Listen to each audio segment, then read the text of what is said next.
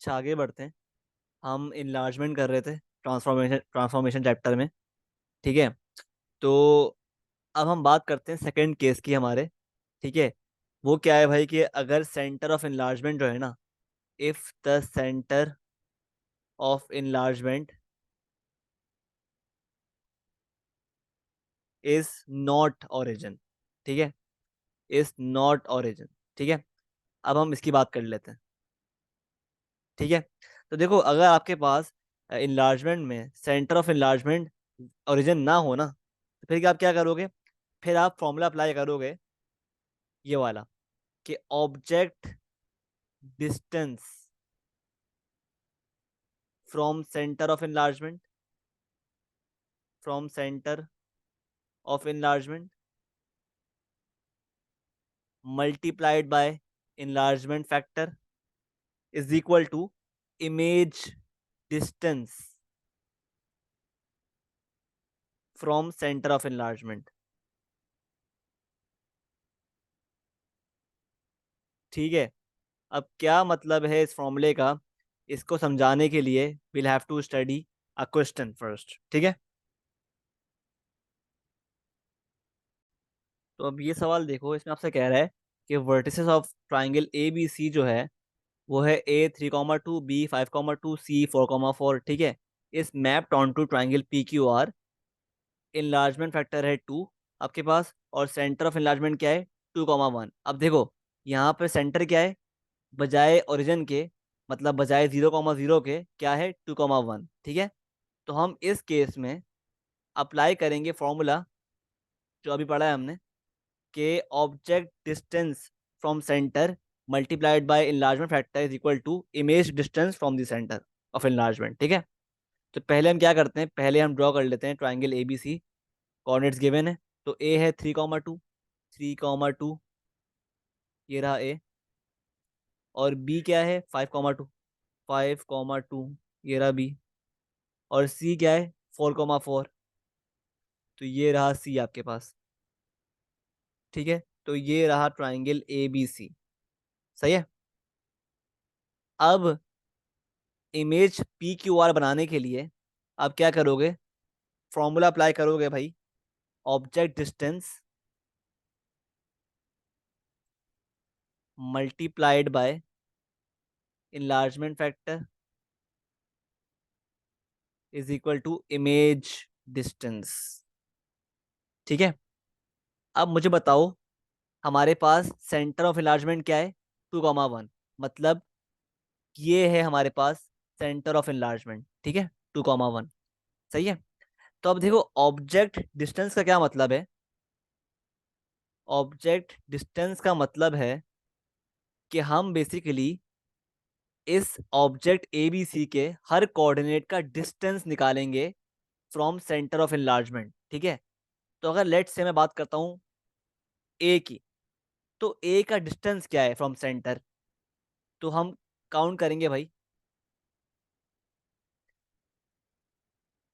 ए का डिस्टेंस जो है ना सेंटर से, क्या है? ये सेंटर है। तो अगर मैं काउंट करूं ए का डिस्टेंस, तो अगर मैं एक्स एक्सिस पे मूव करूं, तो ये 1। और ऊपर मूव करूं तो 1 वाई एक्सिस पे। ठीक है। 1 यूनिट ऑन एक्स एक्सिस और 1 यूनिट ऑन वाई एक्सिस। तो क्या कोऑर्डिनेट होगा इसके from the centre of enlargement? तो from the centre of enlargement अगर मैं इसके डिस्टेंस गिनूं, तो एक्स एक्सिस पे हम 1 यूनिट मूव करें, 1,1, मतलब 1 unit on the x axis और 1 unit on the y axis. ठीक है। लाइक वाइज अगर हम बात करें कोऑर्डिनेट बी की फ्रॉम दिस सेंटर, तो कोऑर्डिनेट बी का क्या बनता है? 1, 2, 3। 3 आ गया हमारे पास इसका एक्स कोऑर्डिनेट, और 1 आ गया y coordinate, 1 unit on the y axis. तो 1 आ गया आपका वाई कोऑर्डिनेट। तो ये आ गया, ये है बेसिकली ऑब्जेक्ट डिस्टेंस फ्रॉम, नहीं, distance of point A from the centre. और ये है distance of point B from the centre. अब बात कर लेते हैं पॉइंट सी के डिस्टेंस की। तो अगर मैं बात करूं, अगर मैं इस तरह मूव करूं सी में, तो ये मेरे पास क्या है, 1 2 3। तो 3 हो गया वाई एक्सिस पे, तो 3 आ गया वाई कोऑर्डिनेट, और 1 2 आ गया ऑन द एक्स एक्सिस। तो मतलब एक्स कोऑर्डिनेट क्या हो गया, 2। तो इस तरह हम फाइंड करते हैं basically the object distance from the centre of enlargement. ठीक है, आई होप क्लियर है। अब इस ऑब्जेक्ट डिस्टेंस को आप मल्टीप्लाई कर दो बाय द इनलार्जमेंट फैक्टर, जो कि है हम आपके पास 2। ठीक है, पहले आपने क्या किया, पहले आपने ऑब्जेक्ट डिस्टेंस फाइंड किया। ऑब्जेक्ट डिस्टेंस मतलब ऑब्जेक्ट के हर कोऑर्डिनेट का डिस्टेंस फाइंड किया from the centre of enlargement, और फिर आपने उस ऑब्जेक्ट डिस्टेंस को मल्टीप्लाई कर दिया फ्रॉम द एनलार्जमेंट फैक्टर। ठीक है, तो ये हो गया 2 2, और ये हो गया 6 2, और ये हो गया 4 6।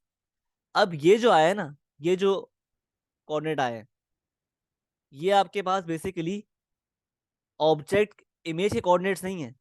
ये क्या है बेसिकली, ये हैं आपके पास, ये जो है कोऑर्डिनेट आपके पास क्या है, इमेज का distance from centre of enlargement. ये आपके पास क्या है, इमेज का डिस्टेंस है from centre of enlargement, image के कोऑर्डिनेट्स नहीं है। तो इनको प्लॉट करने से पहले आपको क्या करना पड़ेगा, आपको बेसिकली इन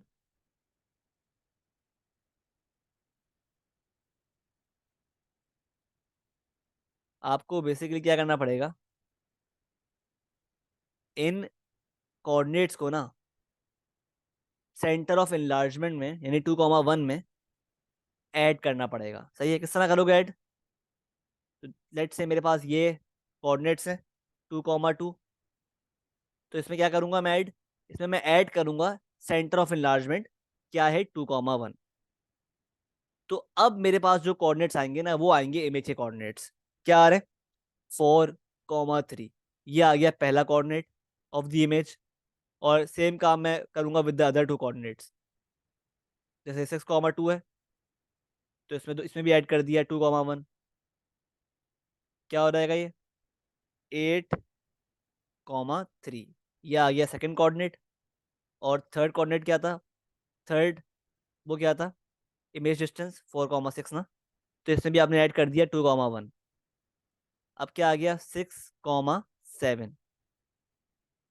ठीक है, तो ये आपके 3 कोऑर्डिनेट्स आ गए इमेज के, तो इनको प्लॉट कर दो। पहला क्या है, 4 3। पहला है मेरे पास 4 3, 4 3 यहाँ पे आ गया। लेट से ये हमारे पास है 4 3, लेट से पी है।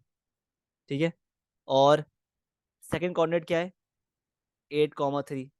तो 8 3 यहाँ पे आ गया क्यू, और आर क्या हो जाएगा, 6 7। 6 7 ये आ गया आर। ठीक है, तो इस तरह आपने प्लॉट किया इमेज। ठीक है, in the case of when centre of enlargement is not origin. ठीक है, तो आई होप क्लियर है। दोबारा रिवाइज कर लेते हैं कि आप क्या करोगे, पहले पहले आप ये फॉर्मूला अप्लाई करोगे। इससे आपके पास क्या आएगा, इमेज का डिस्टेंस आएगा from the centre of enlargement. फिर आप इस डिस्टेंस को ऐड कर दोगे इन दी सेंटर ऑफ एनलार्जमेंट, तो आपके पास इमेज के कोऑर्डिनेट्स आ जाएंगे। क्लियर है, सही है। ठीक है, और ऑब्वियसली अगर आपके पास क्वेश्चन आ जाए भाई कि डिस्क्राइब दिस ट्रांसफॉर्मेशन, तो आप क्या करोगे, आप क्या लिखोगे। अगर आपके पास क्वेश्चन आ जाए डिस्क्राइब दिस ट्रांसफॉर्मेशन, तो आप क्या लिखोगे, आप ऑब्वियसली लिखोगे भाई ये है एनलार्जमेंट, और इसका जो सेंटर है क्या है, 2 1, और इसका एनलार्जमेंट फैक्टर क्या है, 2। ठीक है, तो ये 3 चीज़ें आप मेंशन करोगे, ठीक है, डिस्क्राइब करने में। ठीक है, अच्छा लेट से यार आपके पास पॉइंट लिखो अपने पास एक, कि if the object and the image are given, and the image are given and we need to find and we need to find the center of enlargement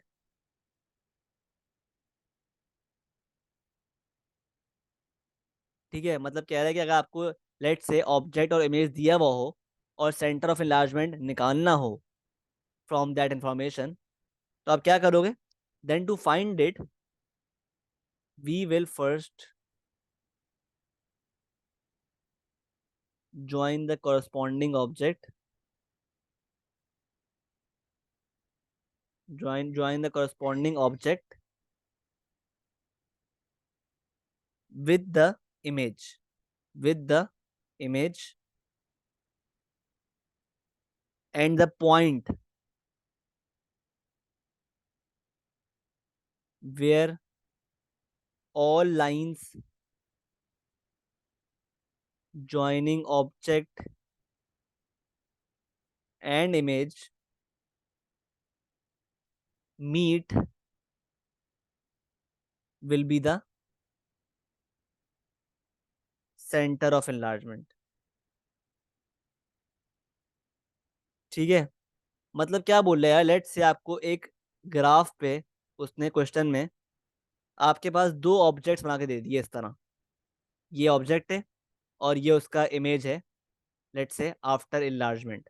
ठीक है, तो अगर आपको और सेंटर आपको पता नहीं है, ठीक है, तो अगर आपको सेंटर निकालना है ना, सेंटर ऑफ इनलार्जमेंट निकालना है, तो आप क्या करोगे? आप बेसिकली ऑब्जेक्ट और इमेज को ना करस्पॉन्ड उनके करस्पॉन्डिंग पॉइंट्स को ना लाइंस के थ्रू मिला दोगे। मतलब ये लेट से ए बी सी है और ये है पी क्यू आर, तो आप ना ए और पी को ना एक स्ट्रेट लाइन के थ्रू इस तरह मिला दोगे। ठीक है, और सेम काम करोगे आप विद बी एंड सी। ये लेट से आप क्यू और बी को मिला दोगे, ये क्यू है को मिला दोगे इससे बी से। ठीक है, और आप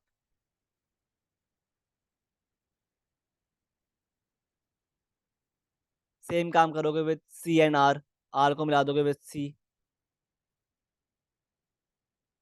ठीक है, तो अभी जहां मिल रहे होंगे ना, जहां ये तीनों लाइंस मिल रही होंगी, लेट से यहाँ मिल रही हैं, तो ये जो पॉइंट होगा ना, ये आपका हो रहेगा सेंटर ऑफ इनलार्जमेंट। ठीक है, आप हमेशा इस तरह ही फाइंड करते हो सेंटर ऑफ इनलार्जमेंट। ठीक है, कि आप क्या करते हो, आप ना ऑब्जेक्ट और इमेज की कॉरस्पॉन्डिंग पॉइंट्स को ना लाइंस के थ्रू मिलाते हो। ठीक है, और जहां पे तीनों लाइंस मीट कर रही होती है ना, वो आपका होता है सेंटर ऑफ इनलार्जमेंट। ठीक है, तो ये तरीका है सेंटर ऑफ इनलार्जमेंट फाइंड करने का। ठीक है, अच्छा लेट से अगर आपको इनलार्जमेंट फैक्टर फाइंड करना हो इस केस में, जब आपके पास सेंटर ओरिजिन ना हो, तो आप क्या करोगे? आप सिंपली अप्लाई कर दोगे फॉर्मूला। देखो आप पढ़ चुके हो भाई कि फॉर्मूला क्या होता है, image sorry object distance multiplied by enlargement factor is equal to image distance. ठीक है, ये फॉर्मूला सीखा है ना हमने। तो अगर आपको इनलार्जमेंट फैक्टर फाइंड करना है, तो आप क्या करोगे? Image distance from the centre upon क्या कर दोगे? ऑब्जेक्ट डिस्टेंस कर दोगे फ्रॉम द सेंटर। ठीक है, तो लेट से अगर मैं कोई भी एक कोऑर्डिनेट ले लूंगा, लेट से इमेज डिस्टेंस, इसकी बात ही कर लेते हैं इस क्वेश्चन की। लेट से मैं बात करता हूँ इस डिस्टेंस की। ठीक है, और ठीक है, मुझे इनलार्जमेंट फैक्टर फाइंड करना है, तो इमेज डिस्टेंस मैं लिया ये वाला। ठीक है, 6, 2 अपॉन कर दूंगा ऑब्जेक्ट डिस्टेंस जो क्या है 3, 1। ठीक है, तो मैं क्या करूंगा, मैं इसमें से कॉमन निकालूंगा ऊपर वाले में से, न्यूमरेटर में से। क्या कॉमन निकल रहा है? 2, 3, 1। ठीक है, तो आप चेक कर रहे हो ये कैंसिल हो जाएगा, तो क्या बचेगा आंसर? 2। तो इस तरह आपको निकालना होगा इनलार्जमेंट फैक्टर। ठीक है, आई होप क्लियर है सब कुछ। ठीक है, तो ये था हमारे पास the subtopic of enlargement. ठीक है, इन द नेक्स्ट वीडियो इंशाल्लाह हम पढ़ेंगे रोटेशन स्टार्ट करेंगे। तब तक के लिए अल्लाह हाफिज़।